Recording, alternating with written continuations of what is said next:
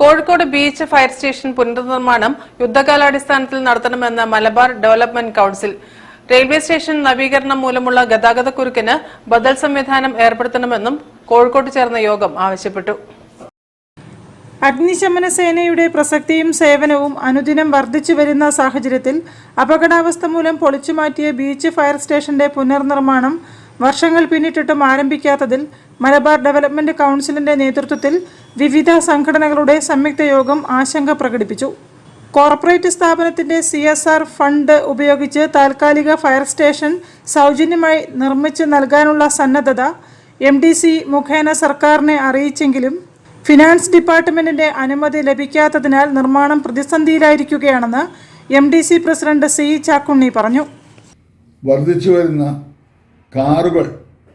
ഓടുന്ന കാറുകൾ തീപിടുത്തം, അതുപോലെ ജനങ്ങൾ വെള്ളത്തിൽ വീണും മറ്റും ഒഴുക്കിൽപ്പെട്ടുമുള്ള കാര്യങ്ങളിലെല്ലാം സുസ്ഥിര സേവനമാണ് അഗ്നിശമന സേനാംഗം നടത്തി വരുന്നത്.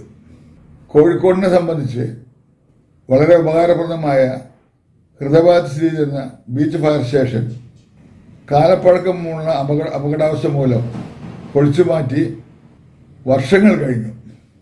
ഇതുവരെ ബദൽ സംവിധാനം കണ്ടെത്താനോ പൊളിച്ചു മാറ്റിയ സ്ഥലത്ത് പുതിയ പുനർനിർമ്മാണത്താനോ പ്രവൃത്തികൾ ആരംഭിച്ചിട്ടില്ല. ഇത് വളരെയധികം വ്യാപാരികളിലും ജനങ്ങളിലും ആശങ്ക വരുന്നുണ്ട്.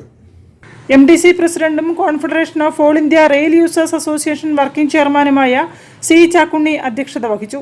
രക്ഷാധികാരി A Sivasankaran, general secretary advocate MK Ayyappan, treasurer MV Kunhamu, confederation regional convener TP Vasu, sunshine Shoranur, all Kerala consumer goods distributors association general secretary CC Manoj, Josy V Chungath, Riyas Neroth തുടങ്ങിയവർ സംസാരിച്ചു.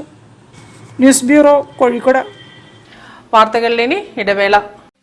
ക്യാൻസറിനെതിരെ പൊരുതാനായി കാലിക്കറ്റ് സിറ്റി സർവീസ് സഹകരണ ബാങ്കും MVR ക്യാൻസർ സെന്ററും സംയുക്തമായി അവതരിപ്പിക്കുന്ന ക്യാൻസർ ചികിത്സാ സഹായ പദ്ധതിയാണ് മാസ് കെയർ.